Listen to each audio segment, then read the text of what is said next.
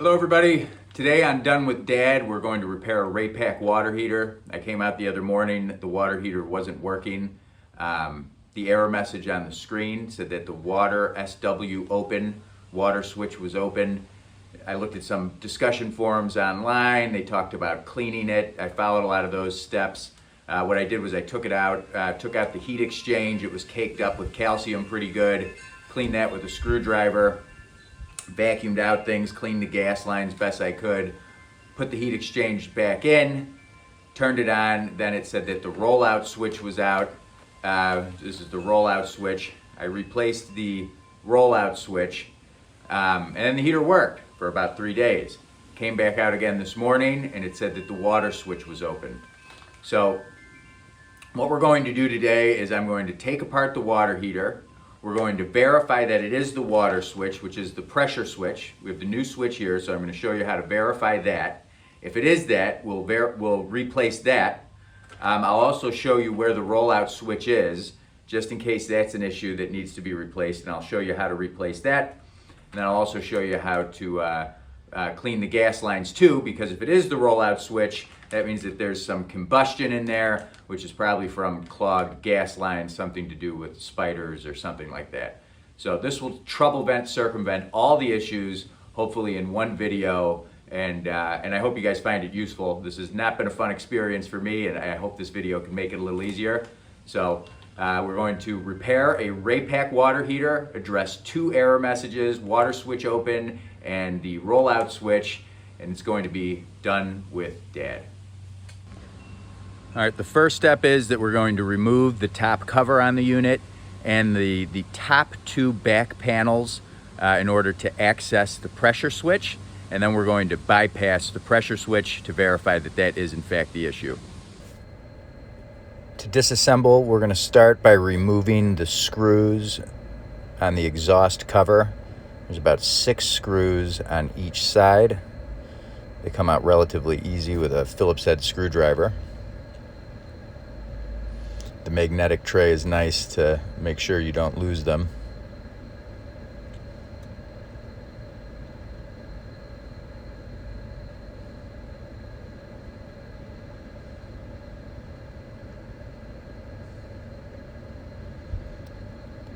And then once those are off, the cover should lift off relatively easy. Might need a little jiggle.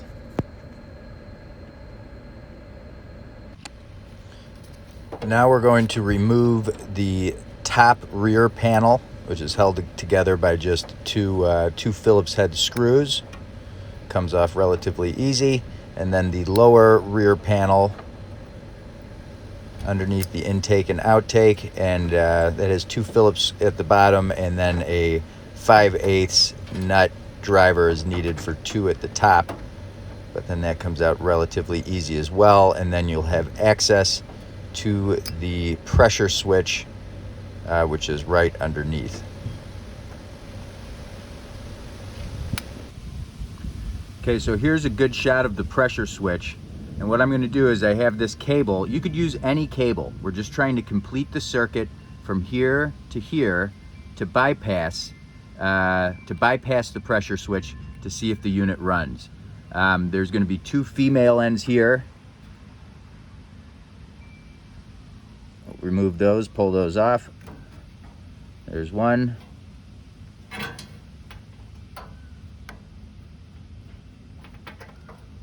There's the other.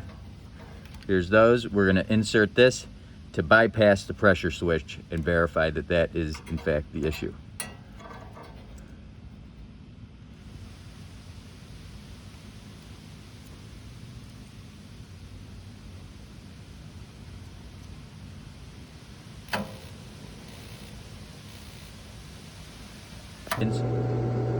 Now you can see that we have bypassed the pressure switch and the pool is heating up.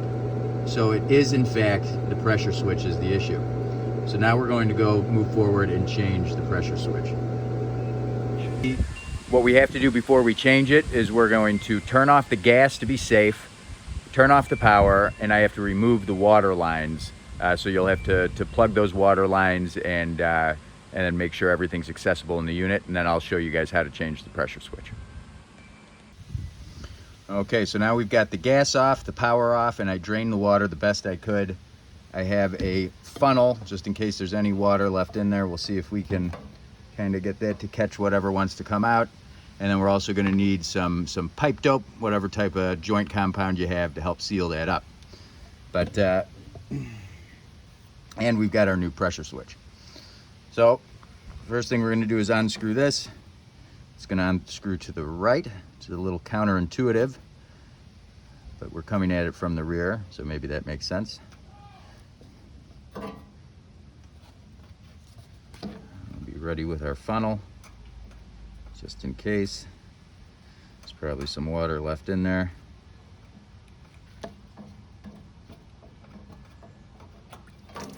Oh, there we go. Let's wait. Looks like that's done. Good enough for me. If it's good enough for you, it's good enough for me. And we're going to put some joint compound on our threading here.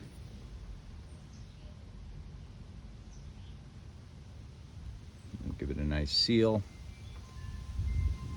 All right, there we go. Put the boy back in. There we go.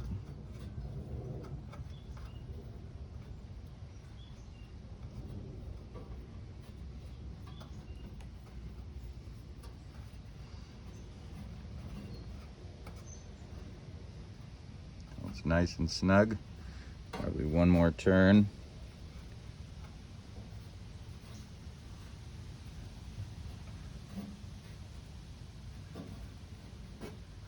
I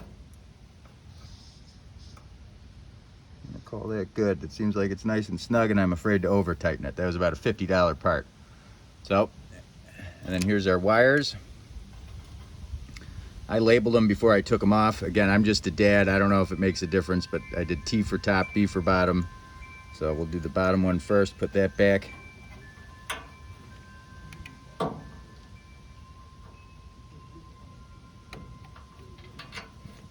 Fit that on nice and snug, easy. And we'll put our top connector back. Nice and snug, easy. That is done.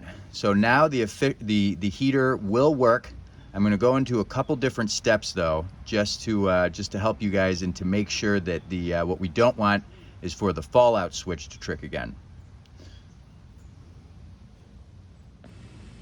Okay, so now we've fixed the pressure switch, and that was the issue. The heater's working, but again, I had a nightmare when I started this thing, and another error was the rollout switch. And my heat exchange was pretty caked up with some calcium buildup. So I'm going to show you guys how to access that. We have to take off this exhaust. That's going to be the first thing I do. In order to do that, we're going to remove these cables, and we'll remove the cables on the pressure switch too. Remove the exhaust. Then we can access the heat exchange, which in here you could see all that calcium. It was caked in there really good though. I had to clean that. And but we're going to take out the heat exchange so that way we can get to the gas lines, clean the gas lines to make sure that rollout switch doesn't go again, and we should be 100%. So here we go. To remove that exhaust cover, you're going to have to remove, I think it's 8 or 10 5/8 hex screws that are holding that in place. They're pretty deep down there, so unless you want to lose those screws and be fishing them out later, you're going to have to get a long magnetic hex driver to do that job effectively. I had one that attached to my drill, but yeah, otherwise you will lose them. To be honest, the first time I did it, I lost a few, and it was a pain in the butt, so I just bought that. Makes it a lot easier.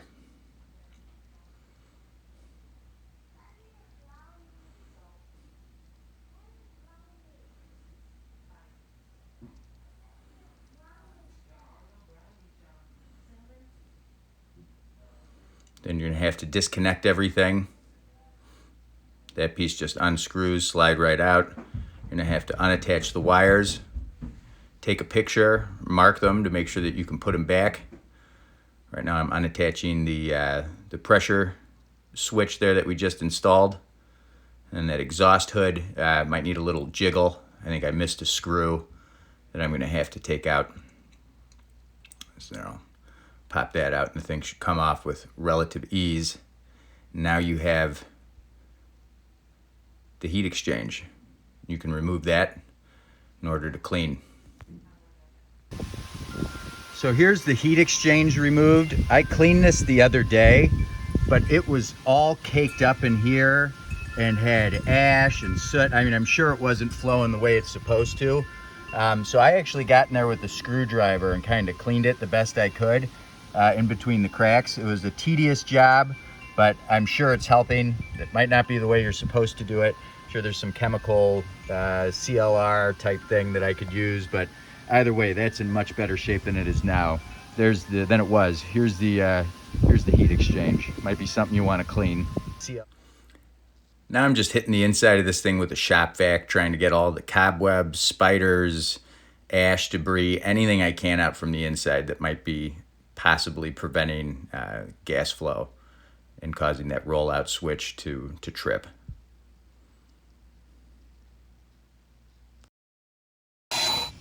All right, a final thing I did to be extra thorough was I cleaned out everything I could.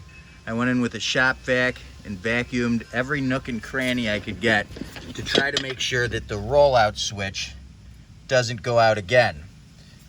Here is the, I removed the front, I propped a little piece of wood under there so I could lie flat and also go in with a coat hanger to try to clean out every orifice that I could without having to remove the whole burner tray. Raypak does have a good video on how to do that if that's something that you think you need to do. But I think I got it pretty clean. So I got in every nook and cranny that I could again, which I would recommend doing as long as you have it open, which again, to clean the heat exchanger may be worth doing just to avoid a headache later on. Okay, and then the last step I want to talk about before we go ahead and put the heater back together is the rollout switch. That is the rollout switch. It's accessible if you remove the front panel. It's right there. It's a little hard to reach, but if you remove those wires, and it is a 1/4 inch hex head screw, and that's all that's holding it into place. It's about $10, $12 on Amazon. The part number's on the rollout switch. Super easy to replace. But again, you have to ask why the rollout switch is blowing. The rollout switch is blowing because there's flames moving up the machine, which might be caused by clogged gas lines, which again, hopefully cleaning underneath and vacuuming out the top will help the problem with the rollout switch. But if rollout switch error is what you're seeing on your display, that's it. Easy to replace. And again, hopefully cleaning everything and all that will address that issue as well. All right, so here we are, the moment of truth. I'm gonna flick it on and we should hear the gas heater fire up. Let's give it a go.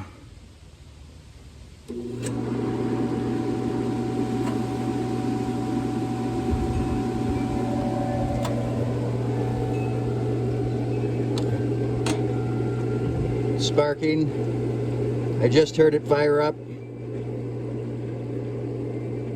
Heating. All right, we are back in business.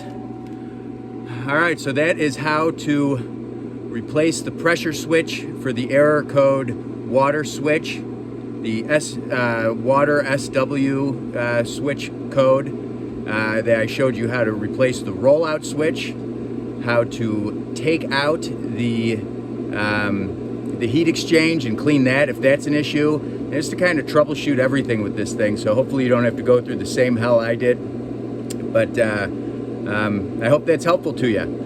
Be sure to like and subscribe. That is repairing a Raypak above ground pool and spa heater, and you have done it with Dad. Thank you.